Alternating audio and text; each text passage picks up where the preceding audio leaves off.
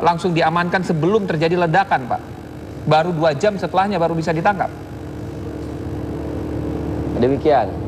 Terima kasih. Kami tidak pernah lalai. Kami untuk kasus-kasus atensi, terutama kasus seperti ini, kami pada kondisi high alert, ya, kewaspadaan yang sangat tinggi.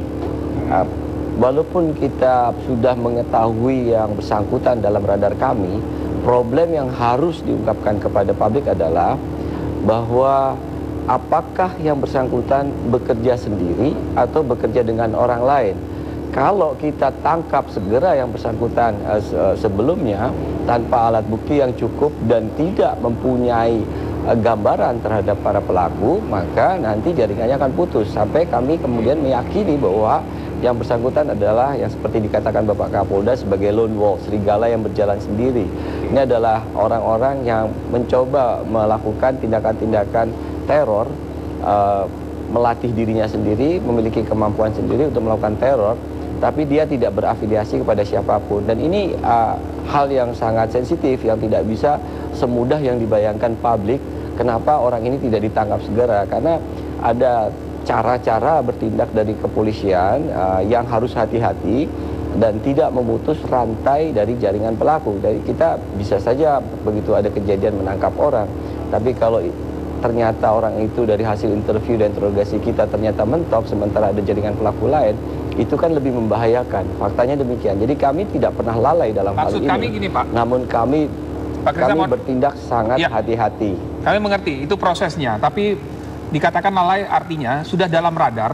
Bom itu sempat meledak, Pak. Meskipun 2 lagi tidak meledak, tapi 1 meledak. Dan kebetulan lagi tidak ada korban yang tewas. Itu maksudnya, Pak. Kenapa ketika dia dalam melaksanakan aksinya itu tidak terpantau, Pak, kecuali sama CCTV Mall Alam Sutera itu sendiri? Ya, CCTV yang kami gunakan adalah CCTV tanggal 6 dan 9 Juli. Dan faktanya adalah yang bersangkutan kami tangkap 1-2 jam setelah peristiwa. Kalau 1-2 jam saja dianggap lalai, bagaimana kalau kami menangkap 3 hari setelahnya?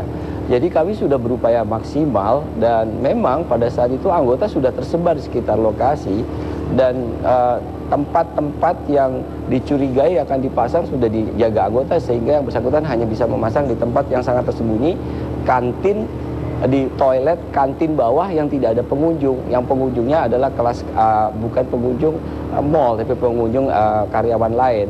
Jadi sebenarnya tempat-tempat tersebut sudah diwaspadai oleh anggota kami. Alhamdulillah pelaku dapat ditangkap 1-2 jam setelah peristiwa tersebut. Artinya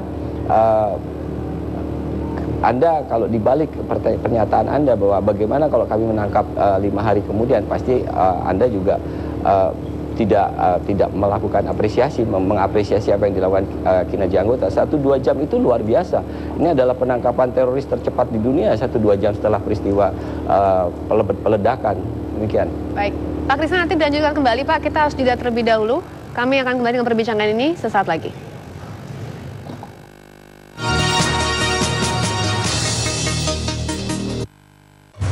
Menyusun kepingan kronologi kejadian sehingga menjadi terang benderang, mengungkap motif, pelaku kejahatan, dan aspek hukum yang ditimbulkannya.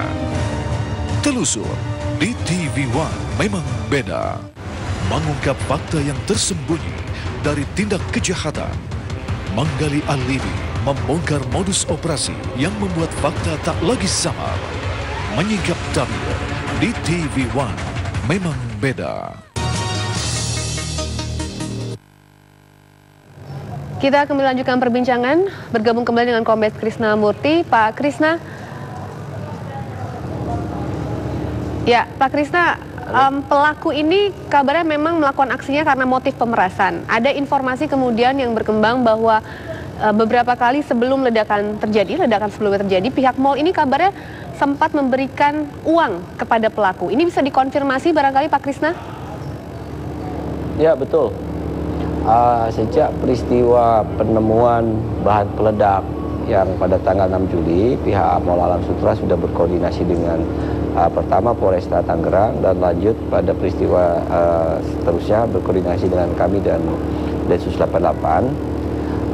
Dan setelah ledakan tanggal 9 Juli, pihak Mall Alam Sutera menerima email yang yang bersangkutan selain telepon-telepon gelap lainnya yang mengindikasikan ada pihak-pihak yang mencoba memanfaatkan situasi teror yang terjadi di mall tersebut. Dan salah satu email yang kemudian ditindaklanjuti adalah bagaimana pelaku meminta sejumlah uang dalam bentuk Bitcoin. Dia meminta 300 Bitcoin ditransfer ke rekening Bitcoin yang bersangkutan. Dan kemudian memang dikirim, ada angkanya hanya 700, antara 1 juta kalau tidak salah, yang tidak sesuai dengan harapan pelaku. Nah, karena tidak sesuai dengan harapan pelaku, mengulangi terornya. Demikian. Baik, ketika sudah dikirimkan Bitcoin tersebut dan tidak sesuai dengan harapan pelaku, apakah kemudian ada ancaman berikutnya yang dilaporkan oleh pihak mall kepada pihak kepolisian, Pak?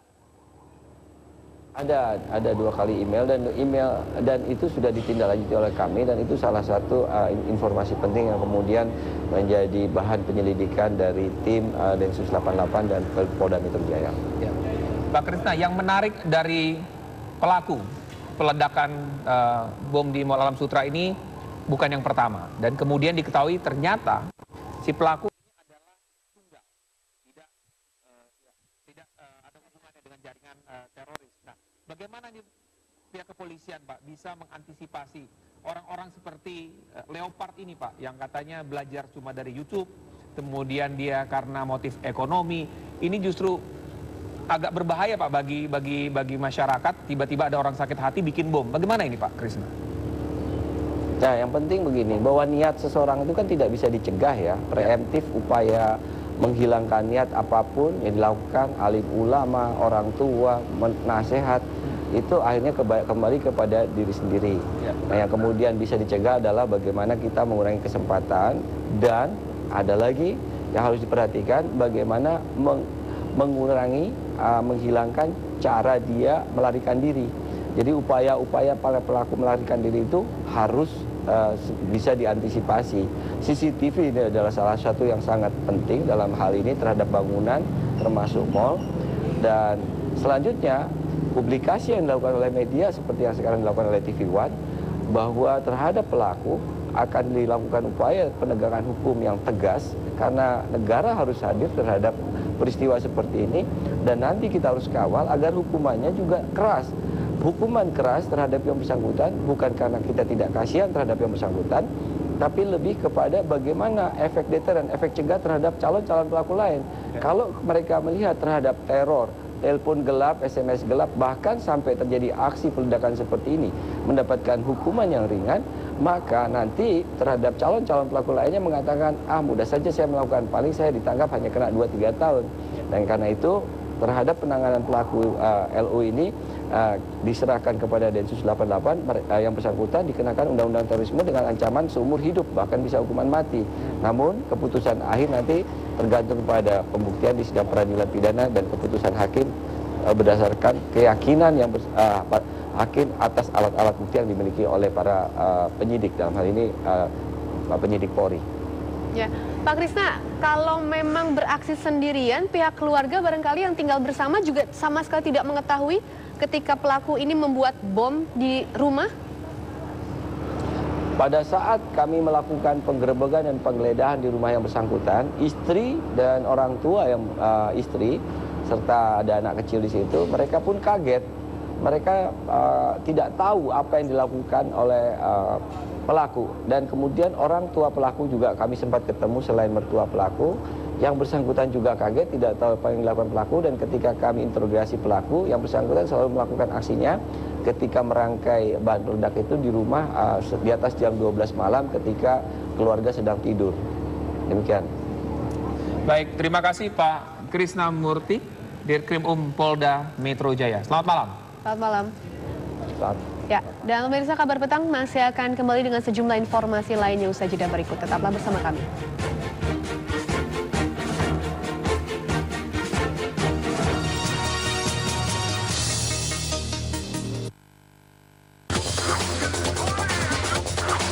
Otomotif awalnya diciptakan untuk memenuhi kebutuhan transportasi.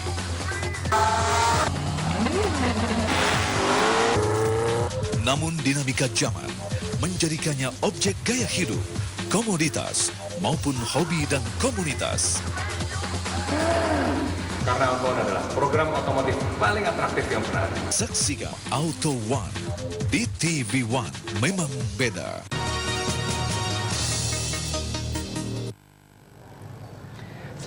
Juli 2015 lalu, bom mengguncang Mall Alam Sutra, sama seperti yang terjadi di ITC Depok. Dan bom ini juga meledak di toilet. Ya.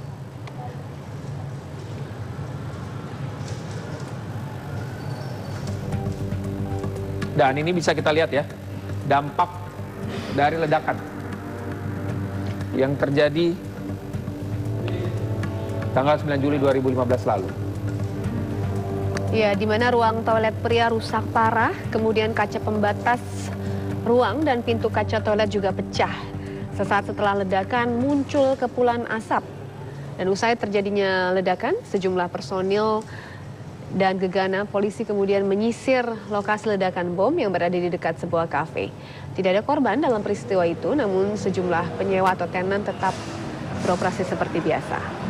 Ya, jadi itu kejadian yang hampir sama ya. Hampir sama. Jadi di toilet juga. Di Ya, toilet tapi juga. pelakunya tentu bukan Leopard. Ya. Karena Dan Leopard hanya bertanggung jawab terhadap di Mall Alam Sutra. di Mall Alam Sutra, dan kalau bom-bom sebelumnya tidak sempat meledak begitu ya. Nah, yang kejadian kemarin Ya. akhirnya meledak di toilet. Ya, itu pria. tanggal 28 Oktober ya, yang kemarin baru saja terjadi ya. Ini di Mall Alam Sutra yang menjadi incaran pelaku teror, yaitu Leopard. Jadi Leopard ini memang kita ketahui bahwa melakukan aksi ini memang karena motif ekonomi ya. Motif pemerasan Ya. dan sempat beberapa kali juga meneror lewat email begitu ya. Dan sempat diberikan juga uang oleh pihak mall, namun tidak sesuai jumlahnya yang seperti yang diharapkan, dan akhirnya kemudian kembali meneror dengan bom yang meledak kemarin.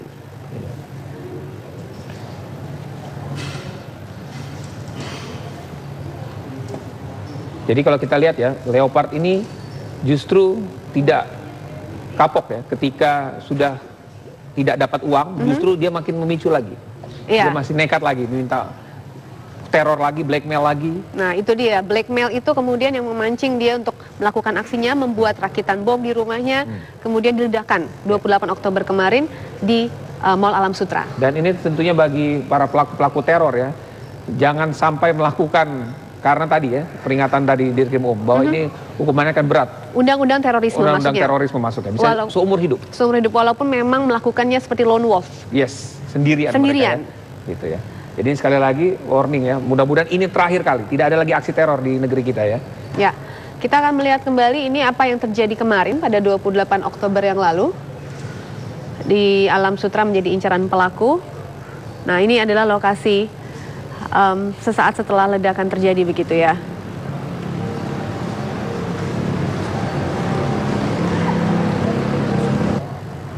Ya, dan kami masih akan kembali pemirsa dengan sejumlah informasi lainnya, namun usai jeda.